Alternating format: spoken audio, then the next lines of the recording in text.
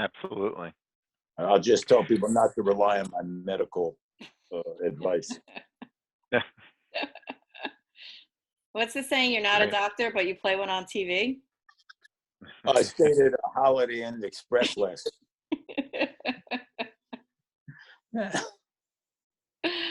right. It's great. Oh, good. It looks like we got about 18 people so far. Yeah, Andy, we're going to give people a few more minutes, and then, you know, we'll go over a little bit of housekeeping, and then you, and then John, okay? Sounds great.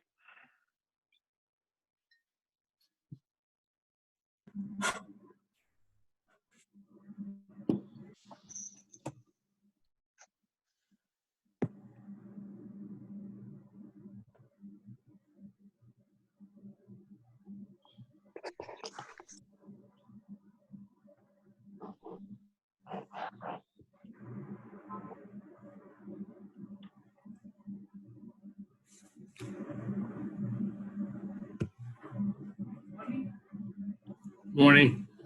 Morning.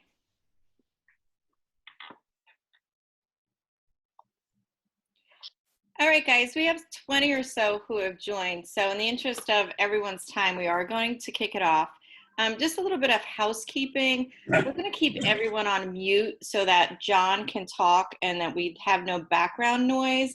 And then what I'd like you to do is if you have any questions, please send them through to me via chat.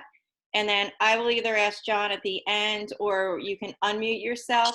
But we have a number of people who are going to be on the call, so we just want to make sure that folks aren't talking over other folks. So just send me a question through chat. We'll unmute you at the end, and then we could get your questions answered. So thank you again, John, for joining us today. I'm going to kick it over to Andy, who is the president for the Cranford Area Chamber of Commerce. Thank you, Gina, and welcome everybody. This is our third webinar for members on various topics that are affecting us during this very difficult time. We did a webinar on QuickBooks, which was originally supposed to be a in-person meeting on QuickBooks, but thanks to Gina, we were able to convert that over. And then we also had the Greater Westfield Area Chamber of Commerce. We partnered with them to bring a program on the Small Business Association loan program that's available. So, you know, again, I think, you know, great program to get some money into the businesses that are struggling here.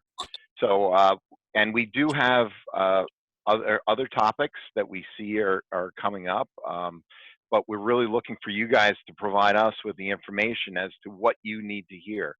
You know, unfortunately, one of the topics that we're going to probably bring is bankruptcy. So we're working on getting that one up now, but hopefully it doesn't come to that. But you know, we want to make sure that you guys have the topics that you need. So please let Gina know what you want to hear, and we'll start putting those together. Today we have Jon Bramnick, who's going to be speaking to us. Jon has been in the General Assembly since 2003. He represents the 21st Legislative District, which is most of Union County, definitely including Cranford. And he served as the Assembly Republican leader since January of 2012. Jon has always preached a common sense approach to government and has always been, in my opinion, very business friendly. So I know, Jon, you've had a couple of programs, town hall meetings on the COVID-19. I believe yesterday you did a class on elementary students, for elementary students on government. And I know I have two kids that, well, actually I have three kids at home, one in college, that are, you know, we're trying to find things for them to keep them busy and not completely stir crazy. So I know programs like that are very useful. Jon has also been a great friend to the Cranford area, supporting us on One Seat Ride, Builders Remedy lawsuits, our flooding project, and a whole host of other things.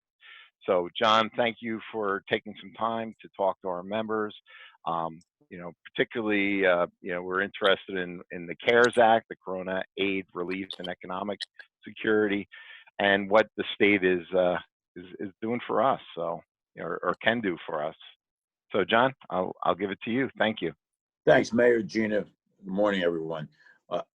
Let me start by telling you, if you go to Assemblyman Bramnick, Jon Bramnick Facebook, yesterday, it is now posted. I did about a 40-minute seminar with Senator Joe Cryan, and that we did that on a bipartisan basis, which I think is really important. And if you watch that, everything I'm going to tell you today is on that Facebook Live seminar. And it also has all of the websites that you would visit in order to make an application for any of these benefits. Once again, so if I don't give you every website, all you have to do is Assemblyman Jon Bramnick's Facebook page, and you'll get all that information. Next, if you have a specific question that's in depth that I don't answer today, you can email me at asmbramnick@njledge.org. My staff is working remotely.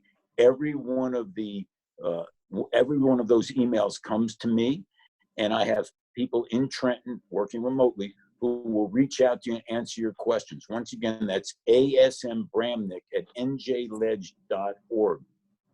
That's also an easy way to reach me at any time. Thirdly, I wanted to talk about my conversations with doctors over the last couple of days. Now, what I do is I call doctors who I know personally at hospitals around the northern part of the state. I'd like to give you some of that information. Now, remember, I'm not a doctor. This is not coming from any specifically designed health outlets. It's what I'm learning on with my phone calls.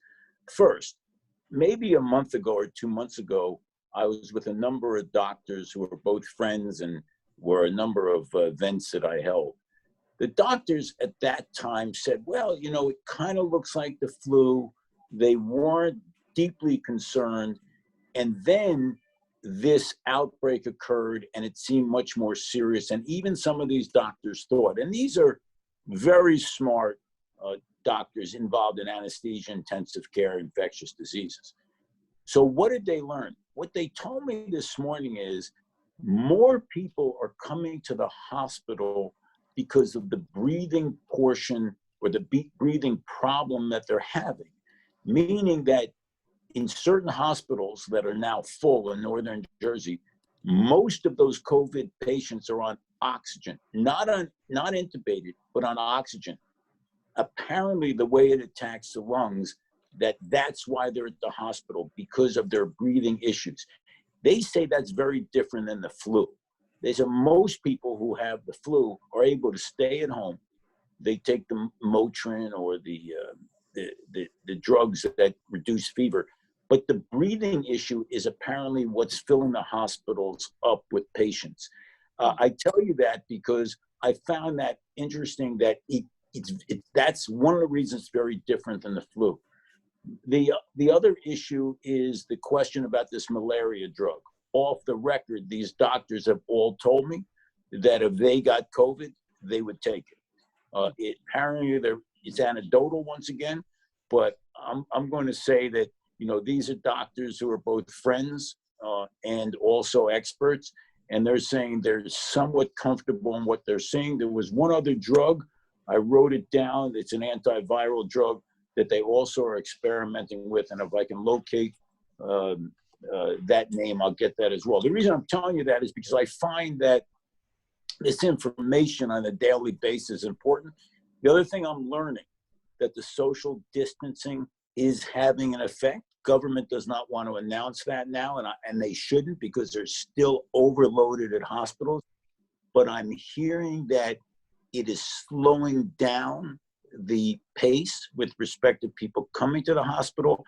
If we had not done that, every one of these doctors would have said it's a disaster. It's already a disaster. So we'll continue to do that. Now, moving on to businesses. And I'm going to start with what I find one of the most amazing programs I've ever heard of. I've spoken to my accountant. I've spoken to my experts down in Trent, and apparently it is true.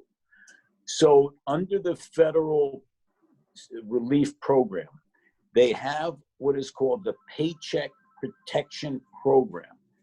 This is quite amazing because it provides a reimbursement. It starts off as a loan, but if you keep your employees on your payroll, that it turns into a grant. Once again, the government, the federal government wants you to keep your employees on the payroll. Obviously, that's another issue. And if you do, the following becomes a grant and no longer a loan. And what it does, it pays. And this is the thing that's hard for me to believe, because I've never been a fan on applying to government programs, because I always thought there was a catch. It says the size of the loans equal up to 250% of an employer's average monthly payroll, with a maximum loan of $10 million. Let me repeat that again. So if you keep your employees on your payroll, apparently at full pay, the loan that you will receive, which is then turned into a grant, 250% of the employer's average monthly payroll. Well, why is it more than your payroll? Apparently you can use that money for things other than a payroll.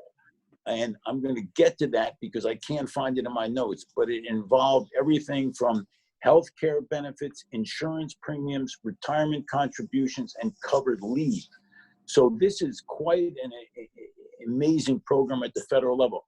So far, I haven't heard anything bad about it. Now, those applications will begin on April 3rd. Apparently, and once again, I'm looking for the website now, but it's going to actually be administered through your FDIC bank and or lending institution. Once again, the loans are expected to be available Friday, April 3rd, through the SBA certified lenders, the FDIC insured institutions, credit unions, or apparently some financial technology lenders. Now, if you have a banker, it's probably a good idea to reach out to that banker and find out whether that banker and or lending institution is participating. But this is really an amazing program for what I'm seeing. Remember, this is brand new. It's information that's come to me recently. It sounds too good to be true, but apparently it is. So, so that's what I think the most important program I've seen.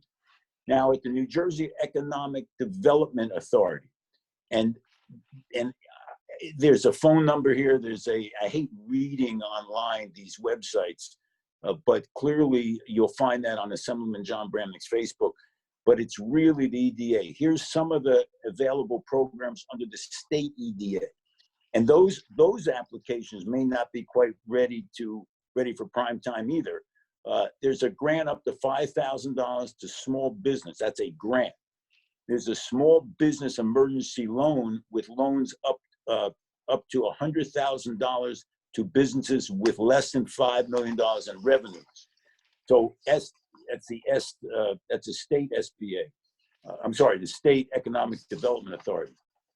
There's also technical advice available through EDA, as well as there's the technical advice was my third issue.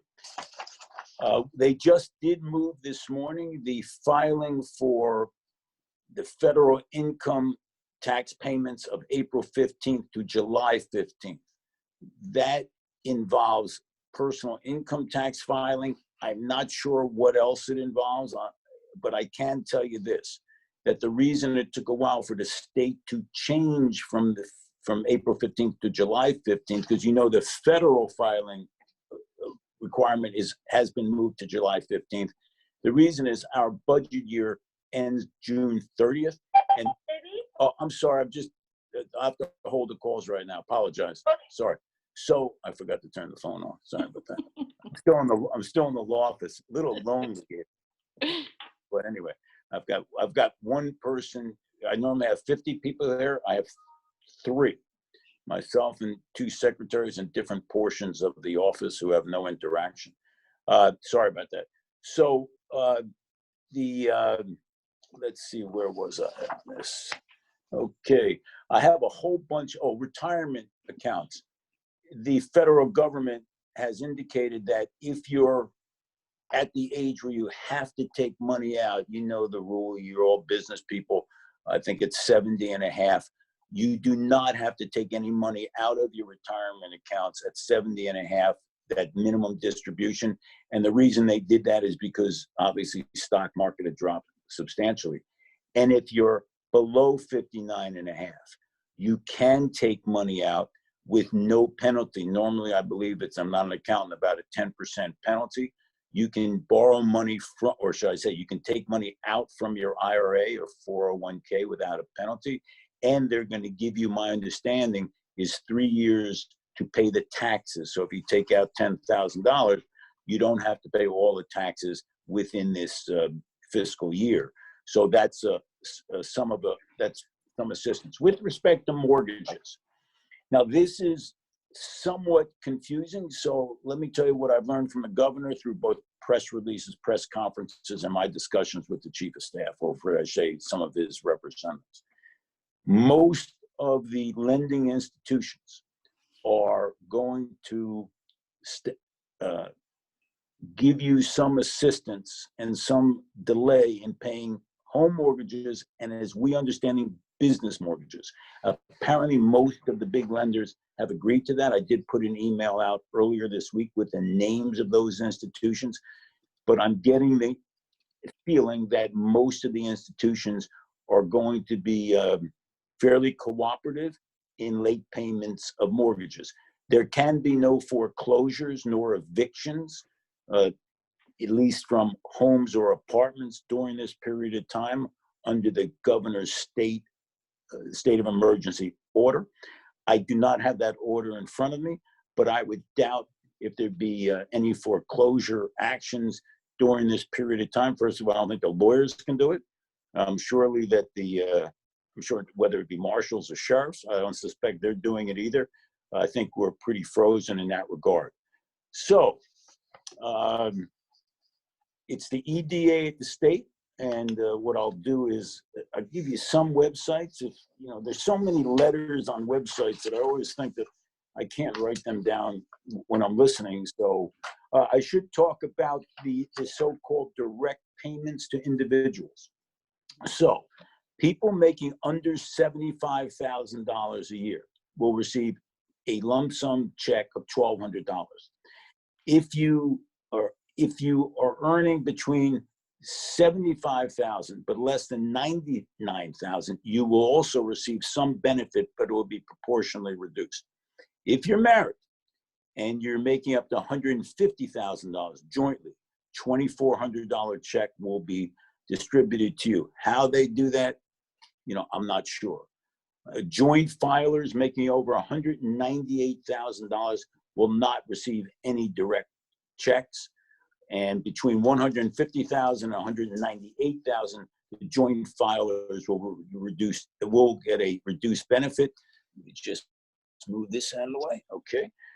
And for each child under 16, an additional $500 per child will be directed to the taxpayer. They've stopped all garnishments totally. They've also stopped any requirements to pay student loans at the federal level. I don't know about the state level, but 90% of all loans, student loans, are federal. Let's see what else. Well, at that point, I think I've covered some of the major. I mean, there's food assistance, obviously. The Hillside Community Food Bank is a great resource if you have people who are in really bad shape, and also they're taking donations as well. You should be aware that the Red Cross is desperately in need of donors for blood because there was so many cancellations of people who were going to donate. There are some websites if you'd like to. If anyone's looking for a job, there's actually a website with 45,000 jobs on it. And I'm having a little problem with looking at all the different websites. But once again, we went over that on the Assemblyman Jon Bramnick Facebook site. After that, I'm happy to answer any questions if I can. Right. Well, John, we'll also put those websites on our our COVID resource page that the chamber has put together. I appreciate So. that. Yesterday, I had somebody putting those websites up, so it was a lot easier for me. Excellent. Yes, and I also have all the emails of the attendees from today. So John, I will send them a link to your Facebook page with also all the website information. I appreciate that. Right, and we do have a question from our friends over at Calvary Tabernacle who are on the call, John. They're asking, how does this apply to the churches? It does apply, apparently. Yesterday, we had that same question. It's nonprofits and for-profits, especially the program where there's a Paycheck Protection Act. My understanding, and most of these apply to nonprofits and for-profit businesses. Okay, And great. would that mean churches? Great. Religious institutions do qualify. Once again, it's all new information, but that's what I was given yesterday by all my experts. And that religious institution should contact their bank, even though it's a little early, and the bank should probably let them know exactly what's going to be needed on this Paycheck Protection Act.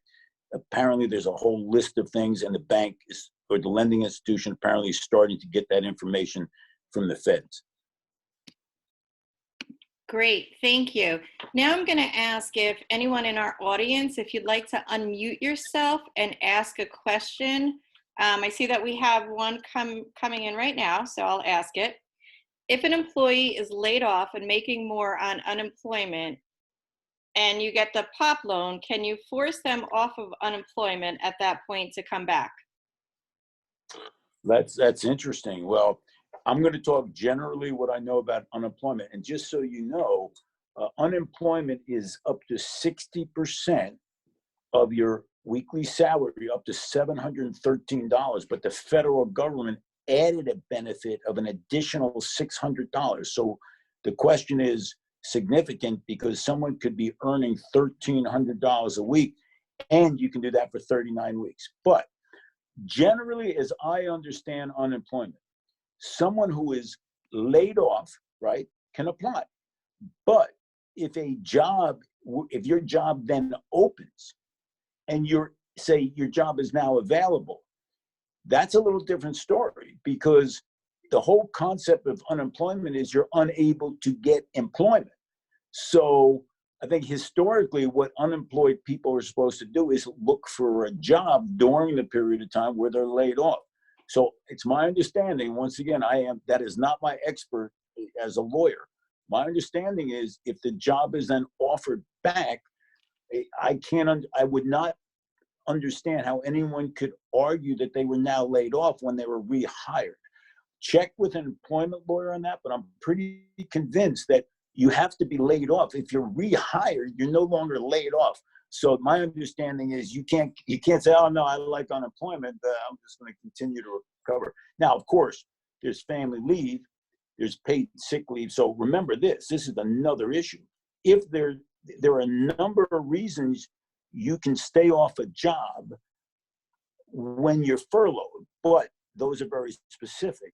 And that's changed a little bit since the COVID virus, meaning that somebody who needs to stay home to take care of someone who has COVID, or that person's quarantined, or they have children at home, check with a labor lawyer, because now that's no longer unemployment. That's paid family leave, which is a whole different group of laws. So the answer is, if they're saying, I just don't want to come back because I like being unemployed, I don't think that's a reason, but no guarantee.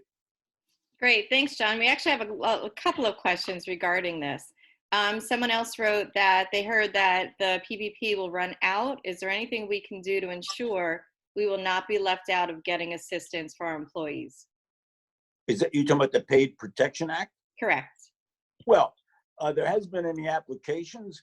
It's hard for me to believe. And I know of no cap because I haven't seen the actual federal legislation. That's why I was saying call your banker now and apply early.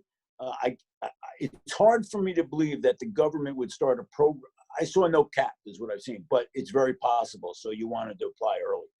Okay. Here's what about a sole proprietor. My husband and I are sole proprietors in our business. We don't have any other employees on our payroll. Are we still eligible for the grant? We are 100% shut down since March 16th. The first thing you need to check is whether you're entitled to unemployment benefits, because some of the rules have changed. Because right now, independent contractors, people in the gig economy, are now can receive unemployment. Whether an employer can, you need to check. But the question was more specific than that. If you have no employees, but if a sole proprietor without an LLC or without a corporate entity, I'm not sure I can answer that. But if that person sends me the email at asmbramnick@njledge.org, I will send it to my staff in Trenton. There's a couple of lawyers there who've been able to answer that question. My guess is a lot of this is really broad, even for self-employed proprietorship. But I don't want to give you an absolute answer. But I will tell them to email me, and I'll get it immediately. I'll get somebody on the phone with that sole proprietor. Great, thanks, John. I'll let them know that as well in a private chat. Here's one from an employer in town. I have a client whose employee is afraid to come to work, but others aren't. Do you just stop paying them, as is it unfair to the ones who are coming in? Wow, now that's definitely going to call for a labor lawyer, right? That's definitely outside my scope. If someone doesn't want to come in because of COVID, right?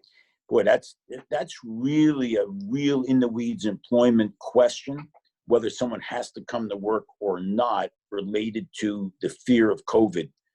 That's definitely, you need a management labor attorney to tell you that one. I call my brothers down in Florida. I call them all the time about questions I have, but that's going to be outside my scope. That I'm not even sure that my staff in Trenton could answer that, because that's an employer-employee question that requires a very careful answer from a management labor attorney. Okay, great. Thank you. What about a business owner who pays themselves a salary along with their employees? Can they file for unemployment, or will their payroll be a part of the protection calculation?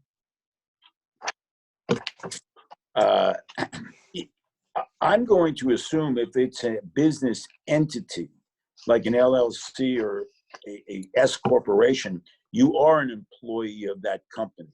A sole proprietor is not an employee of a separate entity, so you are technically an employee.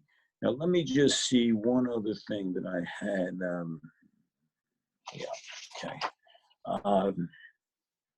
So the question is that federal program applicable to an employer who is paying themselves as part of the payroll?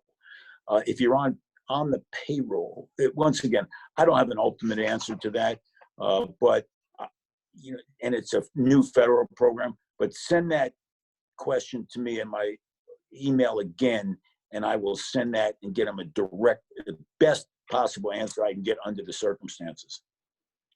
Okay, great. Thanks, John. Yeah, a lot of these questions are basically about unemployment. I'm going to give you another one, and then if it's in the same boat, then I'll just let everyone know that they could send it to you via email. Yeah, because I want to give them a very specific answer to their question, not a broad-based answer. I've never been a big fan of broad-based answers. Okay. And that's what most of them are. So I'm going to ask if anyone would like to unmute themselves and ask John another question, one that isn't in the chat, because we'll make sure that these get to him electronically.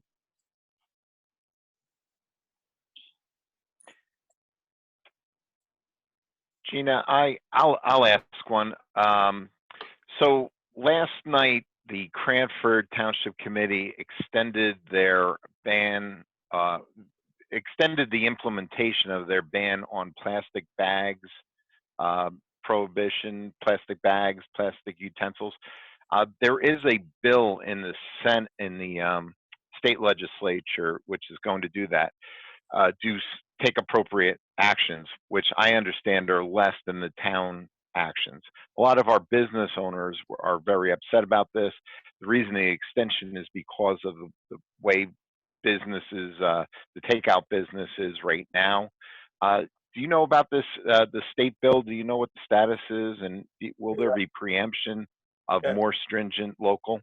So let me first understand, with respect to Cranford and with respect to the banning of plastic bags, what was the extension to ban or not to ban? Not to ban yet. Okay, So the holding extension, off. it was supposed to go in place, I think in June, and they extended it till December. So here's what's happening. Of course, if the state passes any of the plastic ban proposals that are now pending in the legislature, that will supersede and preempt any activity by any towns or communities.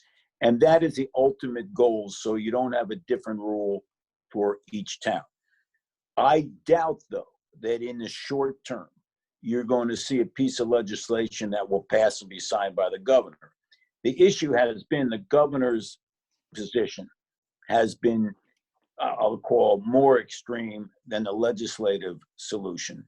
And that's why the governor hasn't signed any of that legislation. But based on what I'm seeing in day-to-day activity, I would highly doubt that in the next 4 to 6 months, you will see any statewide legislation regarding a plastic bag ban. I just think there'll be so many other issues, especially the financial issues facing the state. It would be way too complicated to pass a plastic bag ban at this stage. So the towns, and I'm going to guess that the towns are going to be careful also at this stage. And what Cranford did probably is what most towns are going to do. They're going to slow down this so-called enforcement or back off enforcement of plastic bags bans. I hope that answers your question, but you're not. No, that was good. You're not going to see a global solution to that for a while. That's going to be, in my judgment, very low on the agenda down in Trenton. Right, but very high on the agenda of many of our restaurants in town. So well, that's we why appreciate you're not going to see a ban. Yeah. There's no way. That's my whole point. Somehow when you see the practical effects of banning plastic bags in this state of emergency and health crisis, you can see why it's more unlikely than ever that you'll see a ban, at least in the short term. Thank you. Hey, John, we just got another question in. It has more to do about employee benefits. So our person writes in, at the end of all this, when business opens up, employees must return to work. Will their benefits stop? Okay, when you talk about benefits, when they return to work, well, if they're laid off, right? And if we're talking about health insurance, there's been some discussion by the major insurance carriers about whether those employees have to go on COBRA or not. My understanding and what I read was, I remember that I think it was Horizon Blue Cross Blue Shield talked about the fact that they continue that coverage. The other thing is, someone who is laid off can actually apply now for coverage at the state level. Normally, it's only at certain points in time, but any individual can get health insurance actually through a website on the state. Here we go. If you lost your job and your health care coverage, you can apply through the individual marketplace. I'll read it. www.nj.gov/governor/get covered New Jersey or get covered NJ. So the answer to the question is, if you rehire someone, is the question whether you have to continue to give them benefits or do you get their benefits retroactively? Once again, it calls for a labor lawyer's question, but if you lay someone off, right? Normally during that layoff period, if you're not paying for their health insurance, they're either going to have to go to COBRA, right? Or they're going to have to apply through this state site.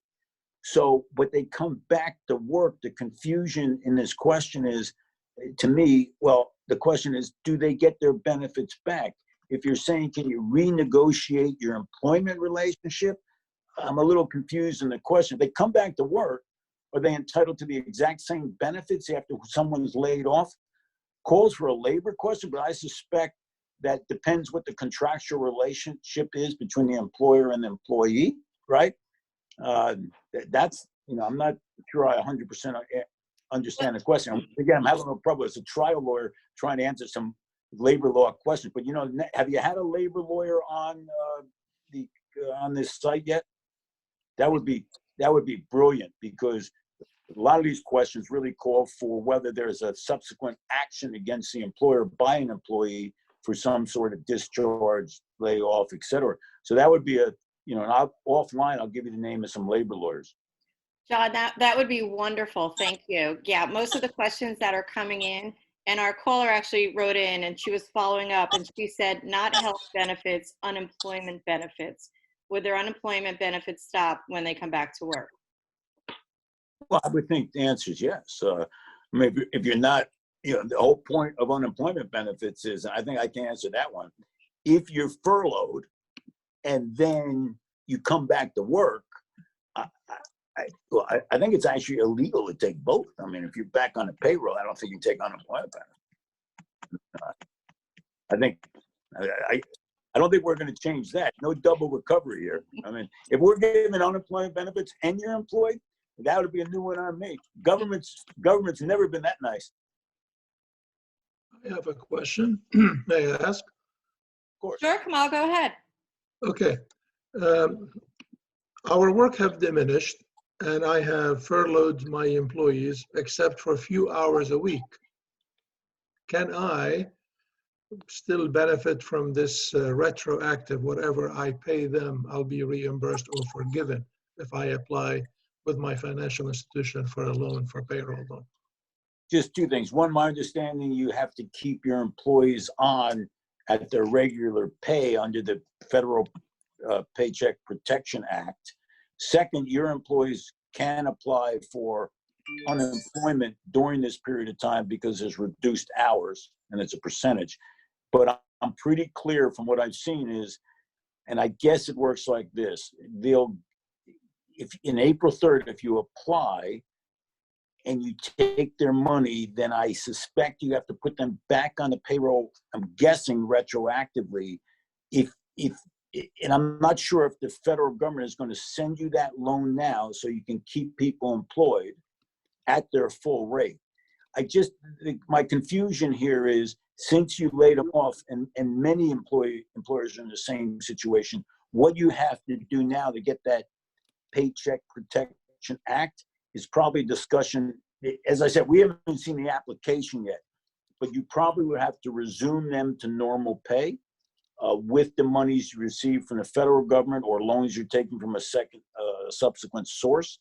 So the answer to the question is, you laid them off now. The act says you have to pay them full wages during this period of time. How we do that, how it's done, procedure, I just don't know. There's just not enough work to keep them working full time, so I got to pay them anyway. Well, yes, but if this is what I think, and the federal government will give you the money to keep them on the payroll, right? I don't know when you're going to get that money, right? So that's the issue.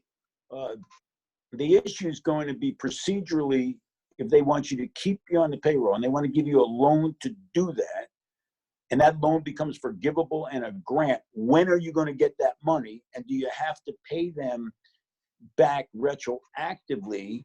And what do they do because they got an unemployment benefit? So, I've thought about that same issue. So if you have an accountant, as soon as that accountant looks at what this Paycheck Protection Act is, they should give you advice on that. The program looks great. Procedurally, it's difficult for me to understand exactly how it works. But if you send that to my email, I'll have my one of the staff members in Trenton call you. Hey, somebody turned into just like a drawing in the front here.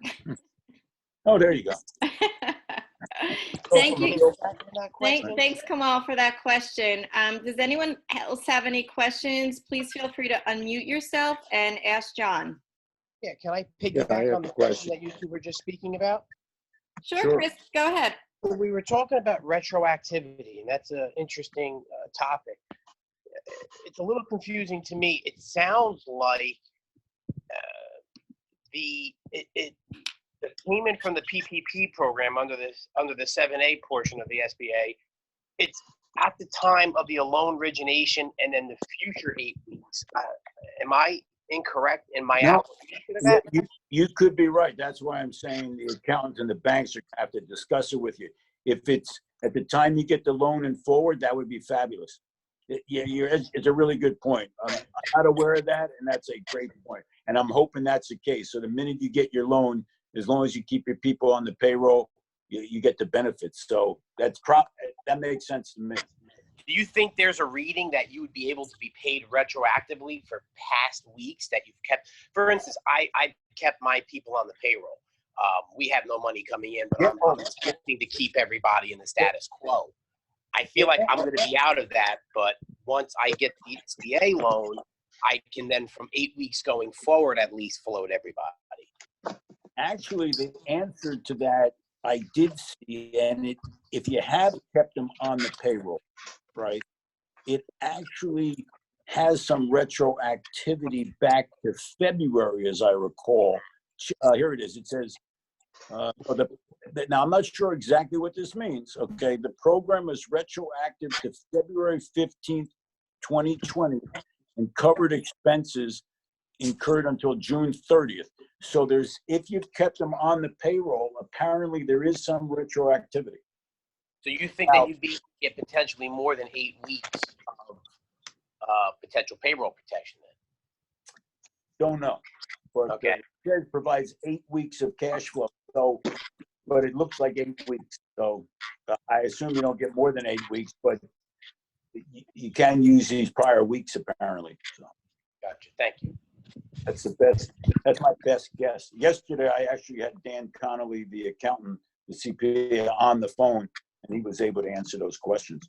So actually, a labor lawyer and a CPA should be your next witness. Great, thanks, John. We do have a CPA lined up, but we'll look to you if you can send us some names for some labor lawyer. That would be awesome. Judy, thank you. Judy, do you have a question for John? Yes, I did. So Is that a photograph or is that you? That's a photograph. Oh, that's like a I didn't do it live. I'm going to find my best photograph, right? And I tried. From now on, I'm not going to be live. I'm going to do what you did. Hurry. If I have any photographs here I could use. Hi. So my question was that, before this PP, I go into the PP, Paycheck Protection Program came about. I already, last week, I sent it in yesterday for the economic injury. So after seeing this, I feel like this is more appropriate for our business because we have 10 employees and we did have to, we didn't want to lay them off, but we said we can't guarantee you 40 hours. So they said, well, seeing this is all going on, we'll just go on unemployment and, when things pick up, we'll come back. So that's how we left it. But now I'm seeing that with this paycheck protection program, that's not going to be good for us if we want to apply for that. So if we were to bring them back now and say to them, call them today and say, okay, we want you to come back, do we have to guarantee them 40 hours? Once again, you still hear me okay? I might have hit the wrong button. Yeah.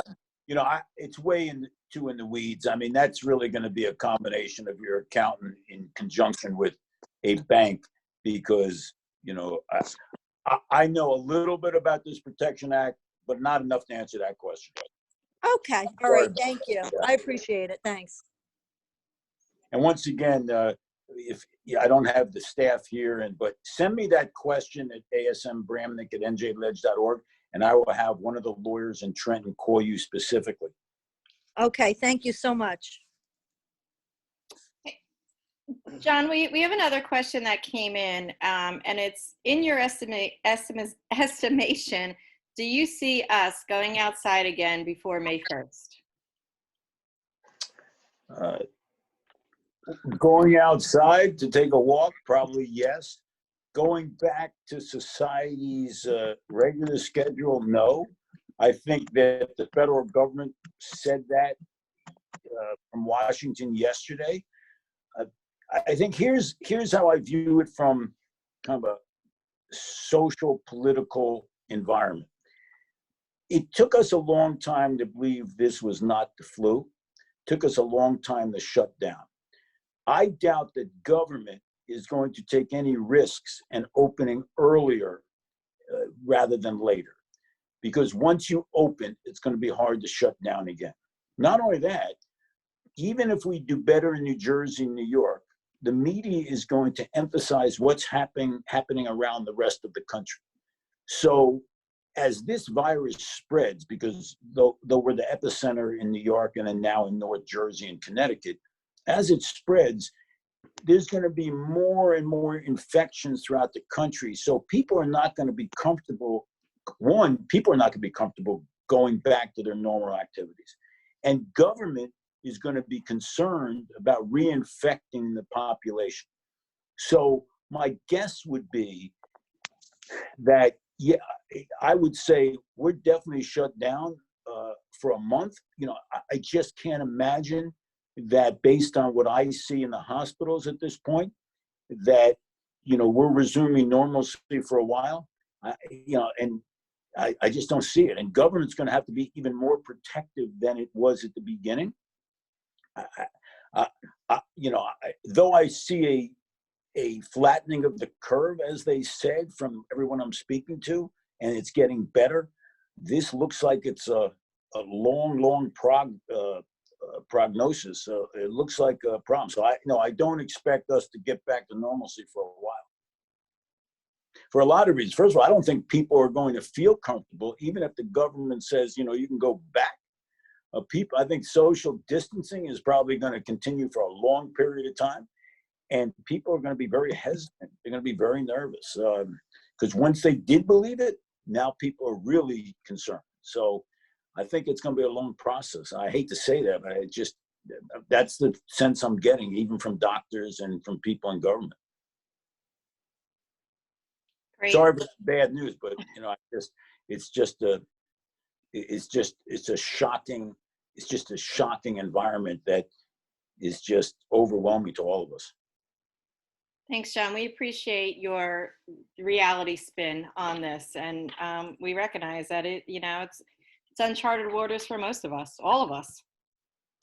Yeah, and you can see the fear on people's faces now. For a while, you know, I think a month or two ago, people had kind of the smile, you know, they even try to hug you, and you can see how that has completely changed. Even the skeptics, and I know some of them, they've even changed their rhetoric, right? It's sad, but it's unfortunate. But the infectious disease people tell me that a virus can die out. Now, I don't understand it, but they're telling me that a virus can die out if you really don't give it an opportunity to live in more human bodies. This is what they tell me. Oh, interesting. Okay, any other questions? Also, Go ahead.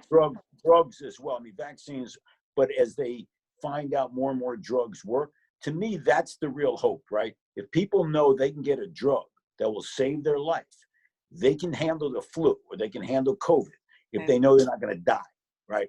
So that's why I'm so hopeful of something like the malaria drug or the other drug someone told me about. That's my hope, that the drug really works, because that's the fear. People can live with they can live with feeling terrible for weeks if they know they're going to live. All right, great, John. We have one more question, so I'm going to ask that person to unmute themselves and ask. Sure. Okay, Gina. Hey, Brian. Hi, how are you? Good. Thank you very much, John, for your time. It's greatly appreciated. I just more or less want to just clarify the information that you put out to make sure that, you know, I got it straight. I have an application for a SBA disaster loan, so that's something different than the program you described this morning, the Paycheck Protection Program. Okay. Correct. And and I have to apply for that through my bank. Is that correct? The Paycheck Protection Act? Yes. Well, yes, and it's really administered through the SBA, but through the banks. Through the bank. Lending institutions will be the application center, as I understand it. Okay. And I lay out the money, and if I keep the employees, the loan becomes a grant, correct? Then I don't have to pay back. That's correct. Okay. So if push comes to shove and we go, as long as I expect we may, I would have to get a loan to get the money to pay them, and then I'd be reimbursed by the Paycheck Protection Program, right?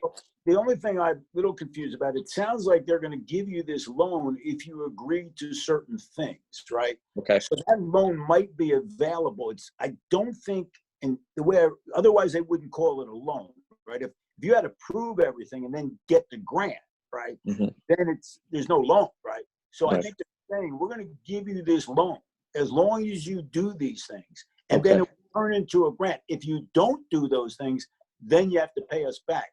So I believe it starts, and that's why I'm hoping that the loan comes out quickly. People use it for the purpose it's granted for. And then at some point you say, hey, here's my payroll, here's everything I've done. It's a grant. That's my understanding. Once again, 2 days old. So Right. Yeah. Okay. Well, that's good, because I had heard the rumor, and now it seems to be more factual coming from you. And just one more thing, the New Jersey EDA with the grants, you're giving Gina the information to put out to us how to contact them, because you mentioned the New Jersey EDA. Well, I'm sure this won't work, but there is a phone number here, right? 609-858-6767. That's 609-858-6767. And the website apparently, well, I'm not sure I've got the right website for ED. Well, because there's so many of those backslashes and front slashes.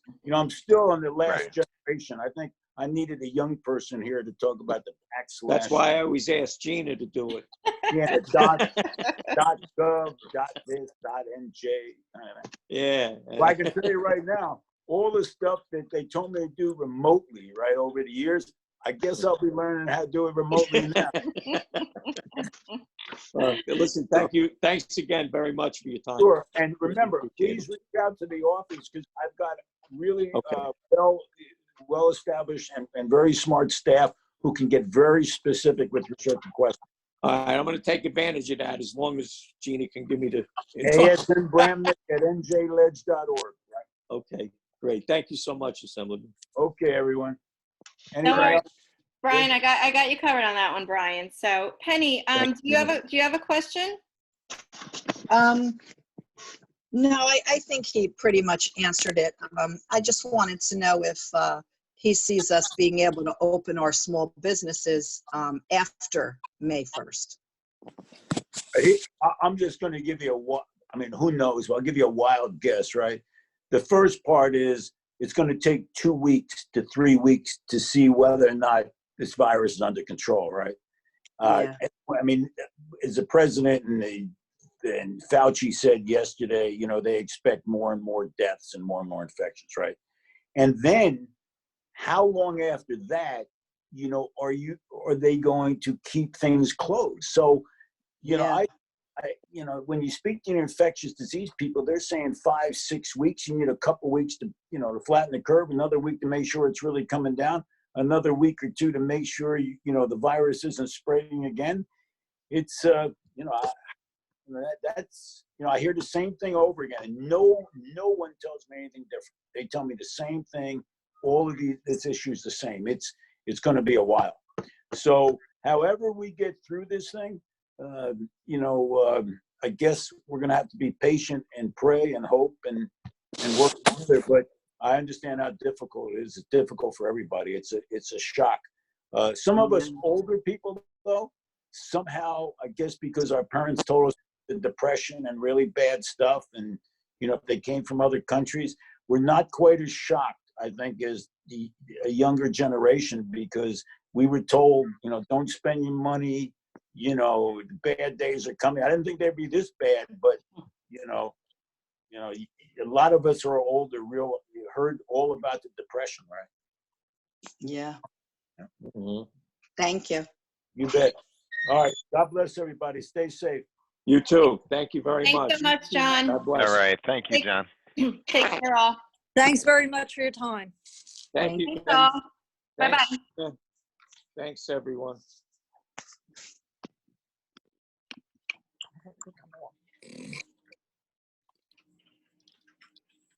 Thank you, Gina. Thanks, Penny. I'll talk to you soon. All right. Thanks. Bye-bye. Stay safe. Bye-bye.